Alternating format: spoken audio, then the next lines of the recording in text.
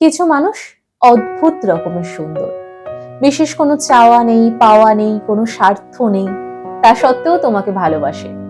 রোজ না হোক কয়েকদিন অন্তর তোমার খোঁজ নেবে, দিনের শুরুতে সুপ্রভাত জানিয়ে কখনো কখনো মেসেজ করবে, ভালো আছো কিনা জিজ্ঞেস করবে, শরীর অসুস্থ শুনলে তার মন খারাপ করবে, ডাক্তার দেখাতে বলবে, ওষুধ খেতে বলবে, আবার তোমার কোনো ভালো খবর, কোনো আনন্দের খবরে আনন্দ পাবে, সাফল্যে খুশি হবে, এমনকি বিপদে পড়লে কখনো তোমার পাশে এসেও দাঁড়াবে।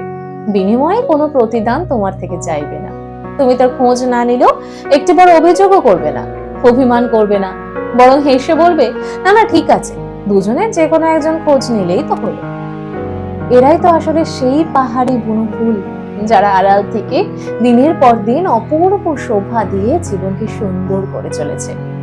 ঈশ্বরের আশীর্বাদ ছাড়া এমন সুন্দর হৃদয়ের অধিকারী হওয়া কখনোই সম্ভব না। এমন মানুষকে আগলে রাখতে